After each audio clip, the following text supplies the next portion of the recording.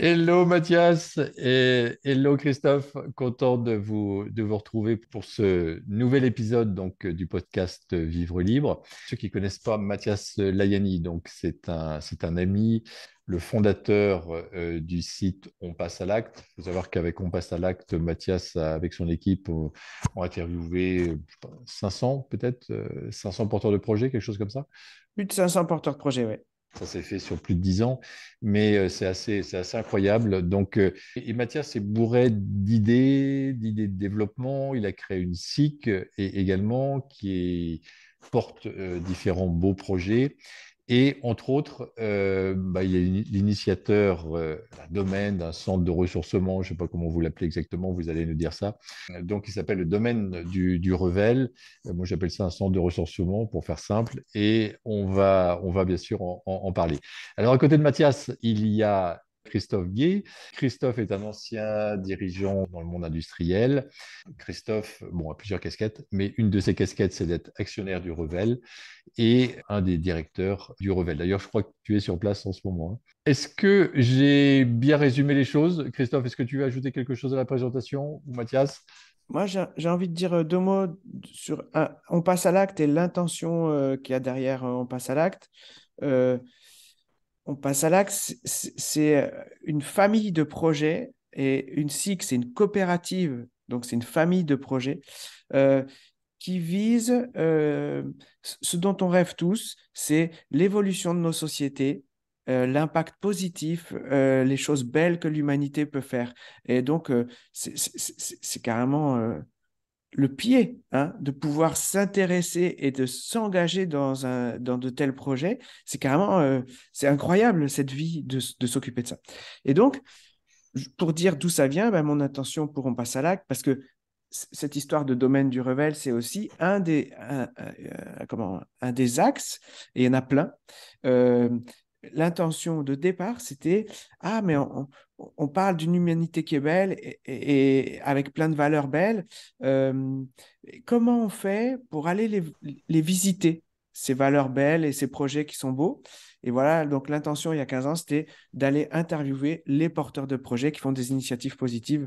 C'est ça, on passe à l'acte. Et tu l'as très bien fait. Donc, merci Mathias.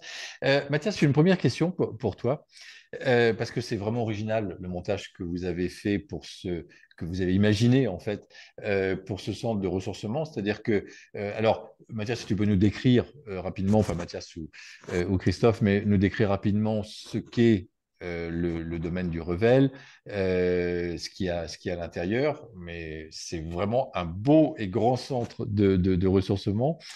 Et puis l'originalité en fait que vous avez mis en place, c'est que vous l'avez acheté donc à plusieurs, sans banque. Et ça, c'est quand même assez remarquable. Donc moi, j'aimerais bien en savoir plus. Peut-être Christophe, tu peux nous dire ce que représente le Revel aujourd'hui, au niveau géographique, où il se trouve, combien de bâtiments, combien de personnes vous pouvez accueillir, etc. Juste en quelques mots. Commencer par peut-être la localisation géographique. On est à 1 heure et quart au nord de Montpellier, sur ce qui s'appelle le Causse de Blandas. C'est un plateau calcaire à 600 mètres d'altitude qui a des propriétés énergétiques magnifiques, qui propose un paysage assez sauvage et beau. On a tous été sensibles à ces dimensions-là. Et sur ce Causse, sur le début d'une colline, qui nous permet d'avoir une jolie vue, on a 3 hectares de terrain, 600 mètres carrés de bâti, euh, et ce qui nous permet de proposer plusieurs gîtes, plusieurs chambres. On a autour de 40 couchages, 42 couchages. On a 2 salles d'activité qui permettent des réunions de différentes pratiques, yoga ou autres, et une salle de restaurant. Et voilà, cette capacité nous permet d'accueillir des groupes. Alors, quand on a acheté, il y avait déjà une activité. C'est une des spécificités du modèle, hein, d'acheter terrain bâti avec une activité qui va avec. Et donc, on a des clients qui se révèlent être d'ailleurs à la fois fidèles au lieu, enchantés de l'esprit avec lequel on fait la reprise. Et on a des groupes, ça nous permet d'accueillir des groupes essentiellement, soit allez, 10-20%, c'est des groupes familiaux, réunions familiales, cousinades, etc., célébrations d'événements importants dans les familles. Et 80%, c'est des groupes type yoga, thérapeutes qui viennent donner des formations, ou groupes qui sont en thérapie et qui viennent vivre une expérience forte, séminaires d'entreprise. Et le développement qu'on veut faire, c'est de l'ouvrir de plus en plus à des initiatives citoyennes ou d'entreprises qui ont un impact sociétal fort. Pendant que tu as la parole, Christophe, j'aimerais avoir quelques précisions. Comment est-ce que vous le commercialisez? Comment est-ce que vous le remplissez, en fait, ce centre? Est-ce que vous avez quelqu'un qui est dédié à ça, qui s'occupe de ça, qui fait les devis, par exemple, etc. Ou est-ce que voilà, tout est automatisé? Et voilà, si tu peux nous en dire deux mots. On a récupéré une activité très artisanale. C'était géré par un couple dont le monsieur avait déjà un job à temps plein. Donc, non, on a récupéré quelque chose qui était complètement artisanal. Ce qu'on a commencé à faire, c'est de faire notre propre site pour pouvoir mettre en ligne vraiment notre identité. Et on a commencé à mettre des outils pour la réservation. De toute façon, je vous invite à visiter notre site www.gîte-le-revel.fr. On est assez bien référencé. Et donc, la commercialisation, on a la chance de récupérer une activité, comme je le disais tout à l'heure, qu'il y a beaucoup de clients fidèles, c'est-à-dire qu'on a récupéré un calendrier de réservation assez fort. On a des plateformes partenaires spécialisées dans la promotion de gîtes de groupe qui sont très efficaces pour nous apporter du flux, soit du flux sur notre site, soit du flux téléphonique. Et ensuite, voilà, je m'occupe principalement de la réception de ces appels entrants, mail via les plateformes partenaires. Un bon référencement sur Google Maps est important aussi. Je vois que ça nous apporte des clients. Du bouche à oreille également? Et beaucoup de bouche à oreille par les animateurs qui apportent des groupes chez nous. Ouais. Mais ce qui est intéressant de voir, c'est qu'on a une clientèle qui n'est pas que régionale. On a des clients qui viennent depuis des années de Suisse, de Belgique et d'autres régions en France. Et est-ce que vous avez la capacité d'accueillir plusieurs groupes en même temps? Ou est-ce que c'est privatisé et vous accueillez qu'un groupe? C'est un enjeu important pour nous parce que les tailles de groupe sont différentes. Hein. Ça va de 8-10 personnes à 30-35. Alors évidemment, quand on est à 30-35, on est content, on optimise complètement nos ressources. Quand on est à 8-10, oui, c'est important pour nous de pouvoir accueillir un deuxième groupe, d'où la présence de 2 salles, d'où la présence aussi d'un accord avec la mairie pour pouvoir utiliser leur salle à eux. C'était peu pratiqué par les propriétaires précédents, donc on est en train de voir qu'est-ce que ça demande à mettre comme équipe. On double voilà, les ressources côté cuisine, par exemple. On fait rentrer plus de monde. Et au passage, une des dimensions réjouissantes du projet, c'est quand on porte les valeurs que l'on porte, on y reviendra après, on attire des gens qui sont... C'est des belles rencontres. On fait vraiment de belles rencontres quand on recrute une nouvelle cuisinière, quand on recrute de nouveaux fournisseurs locaux, bio, c'est des belles rencontres. Oui, et puis j'imagine également chez les stagiaires, ou chez les personnes qui sont là en résidentiel, parce que ce soit les animateurs ou les personnes, ça doit être des belles personnes voilà, qui viennent chercher ce type d'énergie. Donc, ouais, ça doit être passionnant. Exactement. C'est-à-dire qu'on cumule à la fois une forme de ressourcement pour nous parce qu'on est dans une nature préservée, dans des grands espaces, on est loin de tout centre urbain, mais en même temps, on est très connecté par les clients et par le réseau d'employés ou partenaires qu'on a développé. Super, merci Christophe. Mathias, alors il y a vraiment quelque chose de très original parce que c'est toi qui es à l'origine en fait du domaine du Revel. Je crois que c'est toi qui as eu l'idée avec Pauline, ta compagne. Et je trouve que c'est assez extraordinaire. Donc si tu peux nous en dire un petit peu plus, euh, comment a germé cette idée, et puis après on va parler de son financement, comment vous avez monté le financement. Ok, je voudrais juste ajouter quelque chose qui est important sur la structuration du lieu. En fait, il y a un camping qui permet d'augmenter sa capacité d'accueil. Et si, grosso modo, sur l'accueil en dur, c'est 40 couchages sur presque 1000 mètres carrés, hein, parce qu'il y a les salles et le restaurant, d'avoir le camping, ça permet de passer jusqu'à 60 hein, si jamais on a des gros groupes. Voilà. La présence du camping, c'est quelque chose d'important sur le COS. Et voilà. Donc ça, c'est pour la structure. Et c'est très beau, hein, parce que c'est ombragé, c'est en pierre, les blocs sanitaires sont en pierre. C'est très joli, cette zone du camping. Du coup, je me suis dit, tiens, allez, petit clin d'œil au camping. Non, mais ça donne envie, hein. Ça donne, tel que vous l'avez décrit, là, ça donne vraiment envie d'y aller et de découvrir ce domaine. Alors, comment est-ce qu'est née l'idée et comment vous l'avez comment vous l'avez développée, comment ça s'est passé? Si tu peux nous expliquer la genèse. Ouais. Nous, on a envie de partager le message que c'est possible de monter des projets comme ça. Et pourquoi il y a cette envie particulière? C'est parce que, comme tu dis, c'est un peu atypique la manière dont ça s'est passé. Ce qu'il y a d'atypique, je dirais, c'est trois choses. C'est d'abord que on a visité le lieu et on devait avoir peut-être 20 000 euros d'économie. C'est quand même un lieu qui coûte 700 000 euros au final avec les frais de dossier. On devait avoir 20 000 euros en poche avec Pauline et on a dit, au bout d'une demi-heure au vendeur, on a dit on achète au prix. Et ça, c'est atypique. Alors, ça paraît complètement fou de faire ça. C'est vrai que c'est un peu mythique. On entend des gens qui disent qu'ils ont eu un coup de cœur et qu'ils ont dit on achète, on ne sait même pas encore comment, mais euh, c'est parce que au préalable, on avait déjà identifié nos critères et déjà visité d'autres lieux, hein. Ça veut dire qu'on avait quand même étudié la question pour pouvoir dire ah, mais là, c'est au prix. Alors, c'était déjà vendu, on était venu voir juste ce que c'était, quand ça correspond à nos critères, qu'est-ce que ça donne.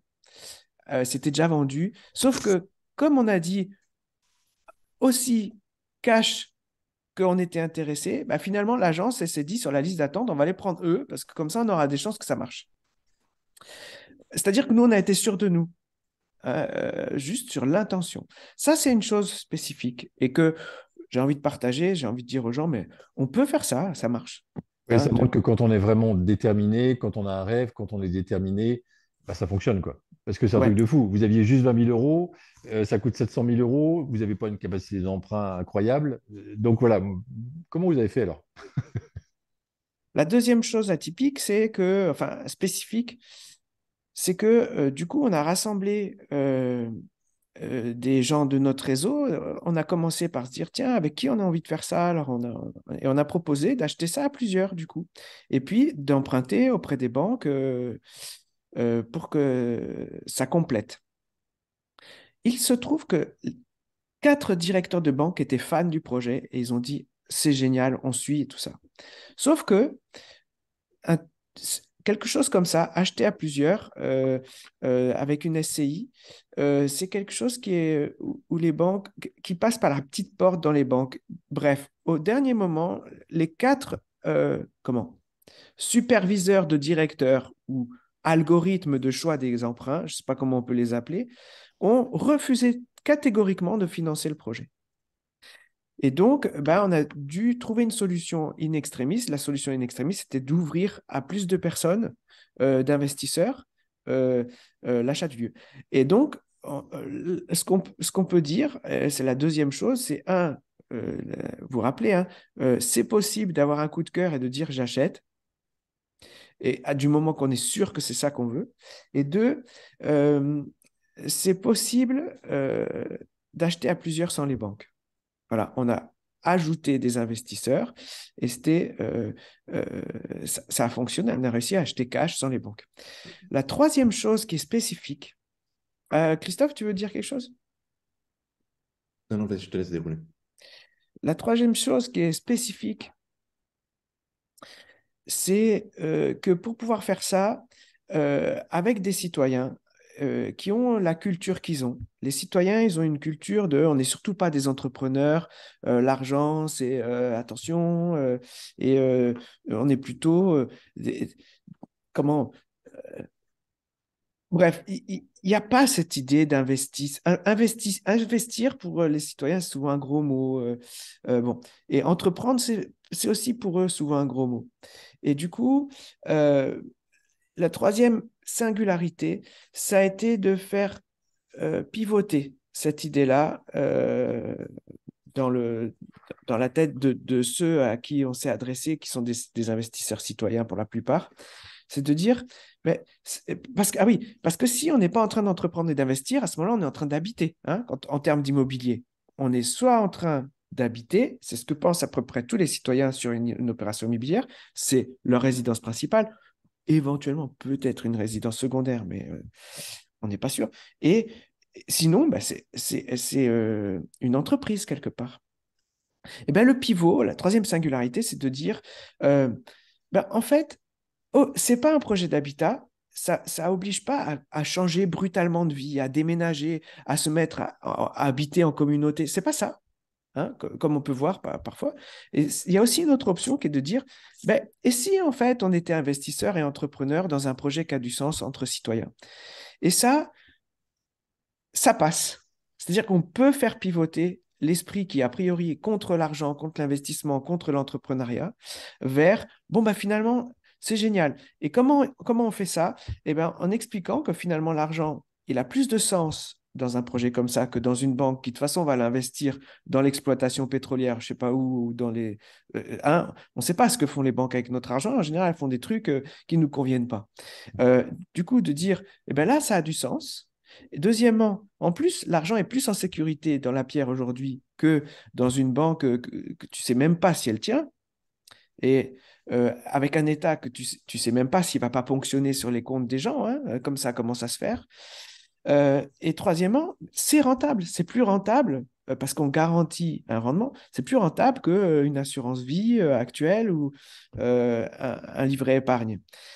Du coup, ben, les gens, ils se disent, ah ouais, et puis quatrième argument, mais en fait, ça permet de partager des projets un petit peu, hein, de se voir de temps en temps. On peut faire une fête sur le lieu ou des chantiers participatifs, des chantiers collectifs. Euh, euh, Ça permet de partager des moments collectifs. Et cinquièmement, j'en avais encore oublié un, c'est que euh, ça permet de bénéficier dans un lieu comme ça de tarifs attractifs spécial investisseurs. Ça fait quand même beaucoup d'arguments pour quelqu'un qui dit je ne suis pas investisseur, moi je suis un simple citoyen ou je ne suis pas entrepreneur, parce que souvent, et c'est ce qu'ils disent, les simples citoyens, ils préfèrent avoir peut-être une place de consommateur, sans être provocateur, hein, mais c'est un peu ça le cas. Et du coup, d'un seul coup, de leur dire, mais regarde tout ce qui peut t'arriver, comment tu peux te libérer de plein de choses. Si tu acceptes de switcher un peu vers cette posture d'acteur, entrepreneur, et de voir que c'est beau et que c'est pas que moche, eh ben, c'était ça le pivot qu'on a réussi à faire. Excellent.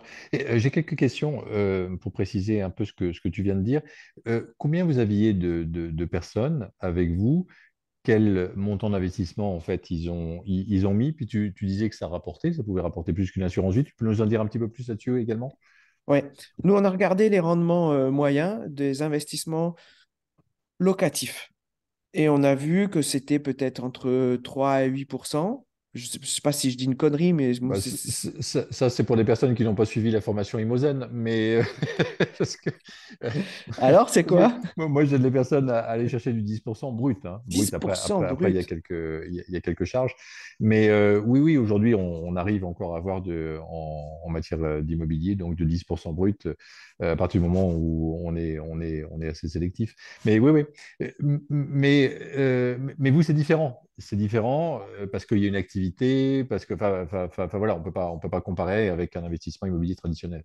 OK. On peut comparer par contre avec un investissement dans l'assurance vie ou dans un placement traditionnel qui va rapporter aujourd'hui concrètement, ça rapporte entre 1 et 2%, on va dire, hein. D'accord. Du coup, là, on a dit, C'est ça la bon, plus bah, grande cible, Mathias, effectivement, qu'on a.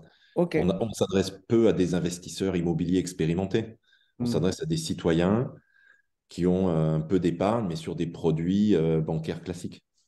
Donc la référence à 2-3%, Mm, à 1 à 2% ou à 1 à 3%. mm, Du coup, on a garanti, on a dit qu'on s'engageait à garantir dès le début quelque chose autour de 3% et jusqu'à 8% en fonction de l'activité, du chiffre d'affaires de l'activité, de la réussite de l'activité. Euh, et je ne me rappelle plus ta question. Combien de personnes? Là, tu m'as parlé de la rentabilité, mais combien de personnes vous avez réunies et quelle somme elles ont mis? Ah, voilà. Et donc, on a réuni 24 personnes et qui ont mis entre 5 000 euros pour la plus petite mise jusqu'à 90 000 euros pour la plus grosse mise. D'accord. Et certains ont fait des emprunts personnels ou c'est que du cash qu'ils avaient? Certains ont emprunté et mode personnel, oui, oui, c'est ça, mode personnel. D'accord. Ouais, c'est ça. D'accord. Super. Bah, merci Mathias pour les précisions. Moi, j'ai une question pour Christophe. Oui. Concernant l'exploitation en fait de ce lieu, si tu pouvais nous en dire un petit peu plus, sans tabou, hein, peut-être sur les difficultés que vous avez. Par exemple, moi, il y a une difficulté, enfin, j'ai l'impression que vous pouvez avoir sur un lieu comme ça, c'est la restauration. Bon, nous, par ailleurs, on a des restaurants et c'est vrai que c'est très contraignant, c'est compliqué. Souvent, c'est plus une source de coût qu'une source de profit. Donc voilà, si tu peux nous parler un peu d'une manière générale, Christophe, de l'exploitation, peut-être de la restauration, également au niveau technique, au niveau des bâtiments, au niveau des travaux qu'il y a à faire, etc. Enfin, voilà, quelles sont les difficultés auxquelles un exploitant peut être confronté? Je voudrais commencer par parler du fait qu'on gère avec un collectif. Donc, on est atypique en ce sens-là, comme Mathias disait, on n'habite pas sur place. Donc, il y a un premier investissement important qui est le côté planification, organisation, comment on se relaie, comment on se répartit les rôles. Donc, premier enjeu, moi je suis arrivé avec ça, avec cette sensibilité un peu client et commerciale. Donc, ça a été de s'assurer qu'on avait un interlocuteur privilégié pour tous les contacts clients et pour traduire toutes les informations nécessaires pour l'exploitation du lieu. Donc, on a un peu de complexité à gérer là, mais qui nous donne aussi beaucoup de puissance, parce que le fait d'être plusieurs, on va avoir plus de ressources. Après, pour répondre plus concrètement à ta question, côté bâtiment, on a acheté un domaine qui est assez ancien, hein, certaines parties de la maison sont même très anciennes. Donc, il y a tout un sujet de veille, de faire attention, de prendre soin du bâti. Et là, heureusement que dans le collectif, on a des gens qui ont et des compétences et cette sensibilité-là. On a un grand terrain extérieur qui est un vrai régal, qui a été bien conçu avec une sélection d'essences locales, naturelles, qui s'adaptent bien. Donc, c'est moins du soin quotidien, mais il faut veiller à, à ce que ça se passe bien. Et puis, tu le disais, le poste du restaurant, la restauration, c'est vraiment un métier difficile. Moi, je l'ai connu par d'autres postes par ailleurs. Donc, ça demande une attention et un investissement particulier. Ça se joue beaucoup sur les personnes. Il faut veiller à ce que le personnel que l'on a avec nous sur ces postes-là euh, ait la bonne posture d'être un peu co-investisseur avec nous. C'est très compliqué de reprendre une activité comme ça si vous avez que des esprits employés. On a 2 employés, mais c'est hyper important d'avoir sur la gestion et sur la supervision de cette activité des gens qui soient dans un esprit associé entrepreneur. Quelques exemples concrets, quand vous avez un planning de groupes qui se succèdent, il faut gérer des ressources pour le ménage, il faut veiller à ce que les stocks soient toujours au bon niveau, il faut que les recettes soient conçues et adaptées aux besoins des clients, il faut veiller à ce qu'on ait suffisamment de monde pour le petit déjeuner, pour le déjeuner, pour le dîner, au poste de ménage, de plonge, de cuisine, avec des horaires qui soient acceptables. Euh, et ça, on a cette puissance du collectif qui a fait que, étant aligné sur une vision, étant motivé par les valeurs qui sont autant le projet, on s'est beaucoup investi. On n'a pas trop compté nos heures, mais on a fait en sorte que ça a marché. Et non seulement on a repris les employés qui existaient, qui étaient un peu anxieux de voir arriver un collectif, non seulement ça s'est bien passé dans la reprise, même s'il y a eu des fois des problèmes d'incompréhension, des moments un peu de tension à gérer. On a intégré une nouvelle cuisinière Et dès les premiers mois d'activité, on a opéré une transition assez radicale vers le tout bio et local, ce qui apporte évidemment sa complexité et ses coûts associés.